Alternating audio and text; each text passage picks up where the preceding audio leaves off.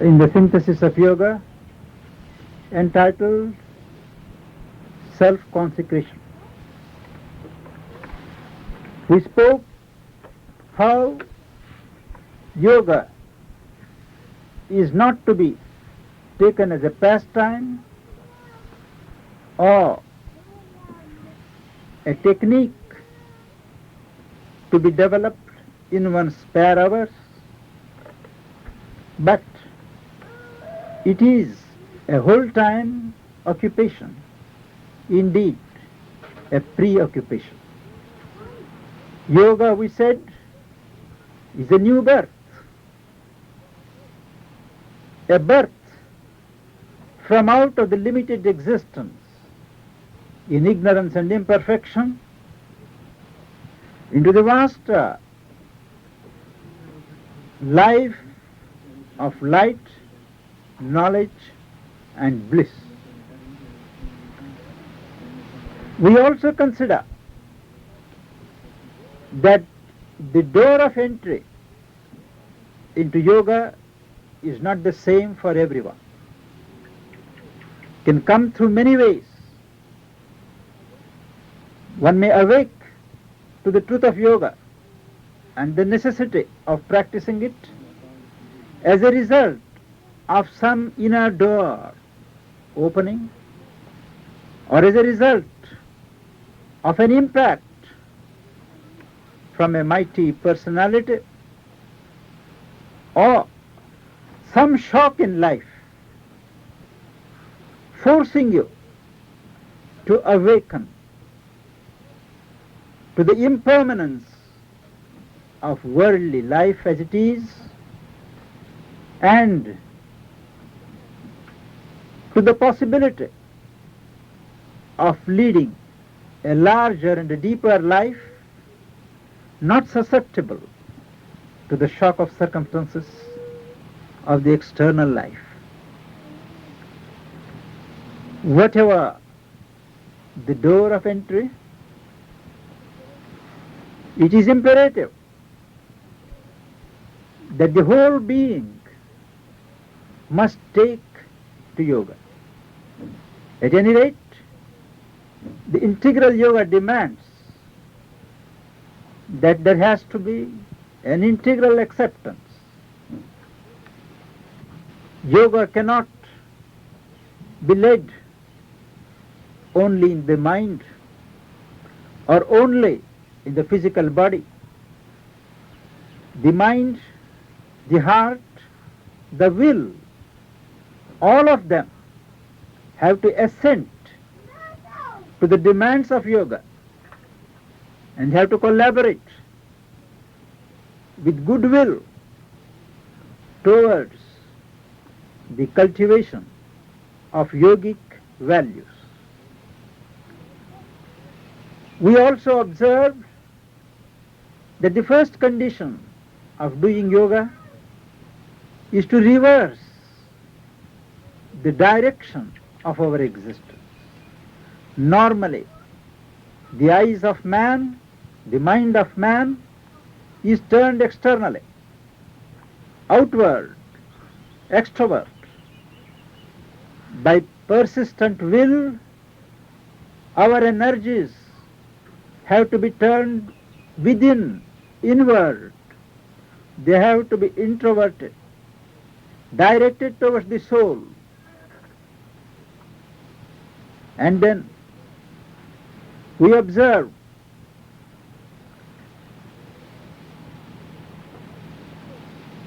that this yoga does not seek an individual salvation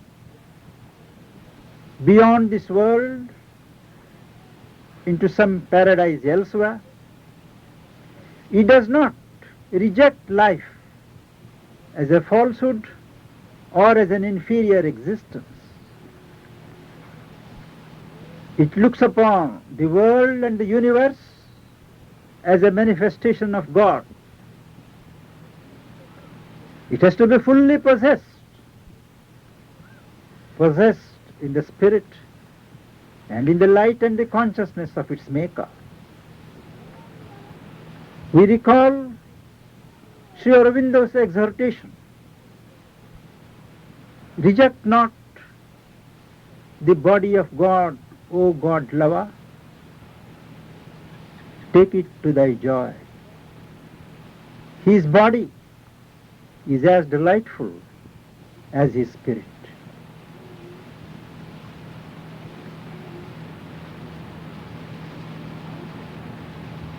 After accepting this broad perspective of our effort,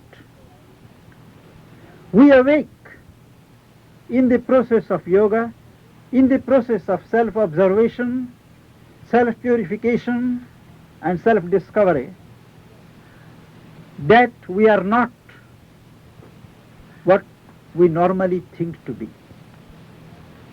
We are normally aware of only our surface personality, and the surface personality is nothing else except a conglomeration of various thoughts, feelings, emotions, movements held together by the linchpin of the shadowy figure of ego. When we look within ourselves at the start of yoga, we become aware that we are not one, but we are many. When I look inside, I become aware that my mind has an existence of its own. My heart has its own emotions. It does not consult the mind. It is not dependent upon the mind for its feelings. There is the vast life energy which does pretty well what it likes. There is the physical body which is tyrannized by both the mind and the life. There are so many complex personalities within each one. One has to observe. One has to disengage each part from the others and treat it to the higher or the inner light. One also becomes aware that one is not alone. When we look into our thoughts, we see only a fraction of our thoughts have been born in ourselves. We are constantly open to waves after waves of thought invasions from the universal atmosphere. They come unknown, unobserved, and take shape into our thought substance, giving us the illusion that we are thinking, our thoughts, our feelings. Actually, if you were to look behind the veil of the physical body, you see how defenseless you are against the constant flux of the universal life, universal mind, the universal heart, pouring through you, crossing through you at various levels. The seeker awakes to the enormity of the problem, for here one has to control, one has to check, one has to answer, not for his own thoughts alone, not stay content by controlling and purifying one's own emotions, but be aware and take cognizance of the daily invasion of fresh thoughts, fresh feelings coming from outside. Man being an evolutionary being, he has to carry the burden of the earth's evolution.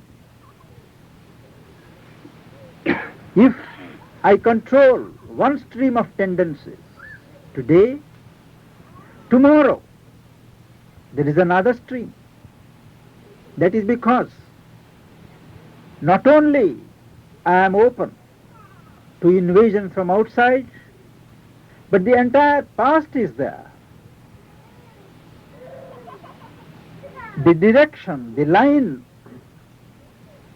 of sensations, thoughts, emotions, sense impressions that has been determined by my past, not only in this birth, but in many births. So the enormity of the problem that calls for solution is limitless. How man, a puny being that he is, can be expected to meet the situation is a relevant question. But as you are aware, in this yoga of transformation, one does not proceed alone. It is impossible for man, unaided by a higher power, to put one step further. One can prepare oneself by way of purification, rejection, surrender. But the actual working out of the change, one needs a higher impetus, a higher dynamism.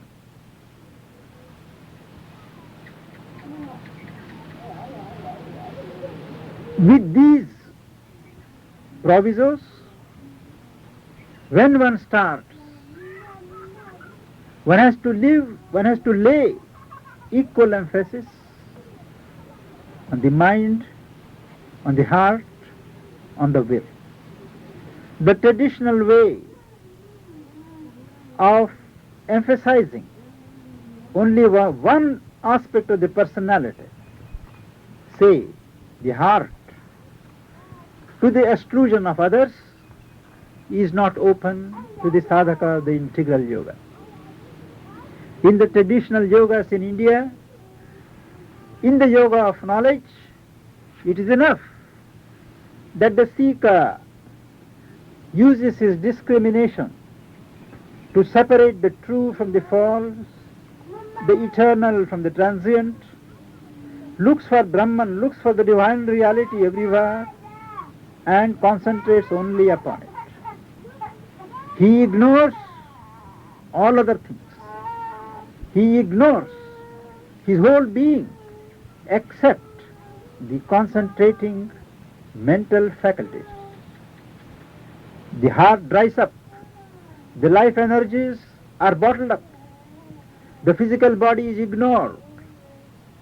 There is no concern of the seeker of the path of knowledge. Similarly, in the traditional yoga of devotion, one is concerned with opening the heart to the presence, to the influence of God as love, harmony, beauty. He shuts himself from the riches of the mind, from the dynamisms of life. Similarly, in the yoga of action, one does work disinterestedly, but work and nothing else. He is not concerned with the illumination of the mind, with the emotional richness of surrender to the Lord. But in the integral yoga, all these centers demand attention. One may start where nature is most developed. Each one of us has a different starting point. But that shall not be the final point. One can start where one is most ready. By temperament, by equipment, one is most developed in a particular area. There one can start. But one has to have the total view. The gains in one center have to be communicated to the others. One has, Sri Aurobindo points out, to learn to concentrate upon the one, the sole reality that exists in the universe. Everything must point to him, to that. The whole mind must be soaked with the idea, with the truth of oneness, of God. But that's not enough. Simultaneously, the heart must be opened. It must be trained. It must be cultured to embrace the divine in the all. The divine is not merely one and sole, but all and multiple. One has to first mentally conceive that the divine is in all. One has to learn to respond, to vibrate to the felt presence of the divinity among all. The mind concentrates upon the one, the heart expands and embraces the divine in the all, and the will presiding over the energies, it subordinates itself to the divine master and learns to effectuate whatever impulse is imparted to it from within or from above.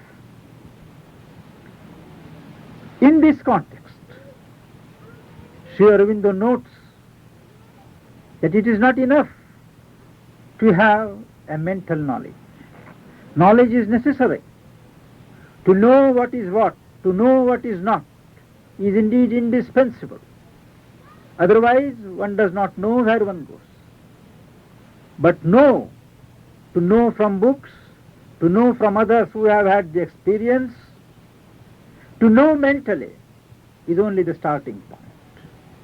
Unless mental knowledge is translated into living practice, it remains a dry learning. Effective force for yogic or spiritual evolution.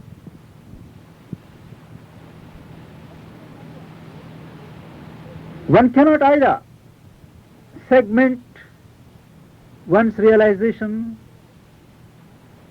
to a particular aspect of the divine chosen by the mind.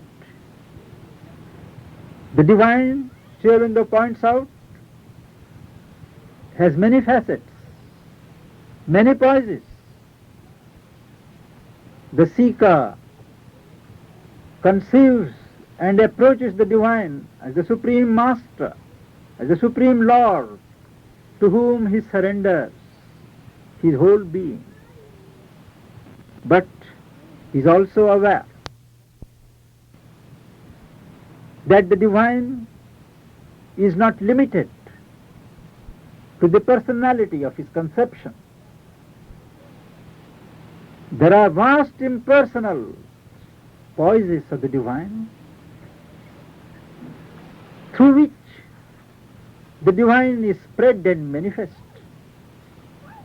Let us not at the moment speak of that part which is unmanifest. What is manifest? Existence, consciousness, bliss. These impersonal realities, states of consciousness, states of being, states of bliss, they are all evolutions of the divine being. Person, personality and impersonality, they are both parallel truths, the obverse and the reverse of the same reality. The seeker keeps his being open to whatever experience and realization is vouchsafed to him. He does not determine beforehand the form in which the realization should come to him. He uses, to start with, the lever which nature normally uses in day-to-day life. Desire is the motive force of action in this world of lower nature. The seeker starts at that point He turns his desire from worldly pursuits to one pursuit of the eternal, of the divine. Desire as a motive force is turned towards God. With great enthusiasm, things start. Gradually, as one progresses, as higher and more veiled states of being get opened, one begins and learns to transfer the very poise of desire. One gives up the initial standpoint of desire. One seeks perfection. One seeks liberation, not for oneself, but for the divine. We are part of a divine scheme. Each man has a part to play. It is as part of divine creation to manifest the divine, to participate in the divine creation, that liberation from ignorance, as a kind of perfection in spiritual consciousness, is aimed at. The very perspective before the desire is changed. One no more seeks liberation for oneself, but for the divine. The third step is one learns to work, to anticipate, not in the way one wants, but in the way that is indicated. One does not determine beforehand that yoga shall go in this way, in that direction, but allows oneself to be wafted in the manner and in the direction chosen by the Almighty grace. Necessarily, this training and conversion of desire is accompanied by stages of surrender, self-surrender, which again passes to 3 stages. The first stage of self-surrender, self-consecration. After all, self-consecration means the working out of the central determination to surrender in day-to-day detail, hourly detail, that is consecration. The first stage of self-consecration or self-surrender is characterized by intense personal effort. One summons the best of oneself, exerts oneself in every way, at every moment, to submit oneself to the higher guidance, to the higher force. As a result of this constant aspiration, this burning aspiration and exertion of will, there begins a response from the divine, maybe from here or from above. It answers, it gives support to your aspiration. And there is, in the second stage, a mixed or a joint endeavor in which the upward aspiration is constantly seconded and supported by a descending grace or descending spiritual force. The third stage is when the whole of the personal effort has been assumed into the divine working. The personal element loses itself and becomes no more than a channel for the working of the divine force. These are the three stages: personal effort, effort constantly seconded by higher descent, third, purely a divine working. These are the three stages of surrender. Necessarily, the stage of personal effort is the most important for the seeker till he learns to dissolve himself, to be dead to himself. As long as the ego is active, ambition is there, the shadow of ego prevails, personal effort is indispensable. It is only after the ego is surpassed that the sadhana can be said to be taken up by the higher yogic power, and one need not make a personal exertion, though one has to put in the labor of vigilance, receptivity, and a constant response to the action of the higher or the deeper force. In what way surrender to the divine is to be worked out? First, in action on the physical plane will be the subject of the next chapter we shall take up at our next session. Thank you.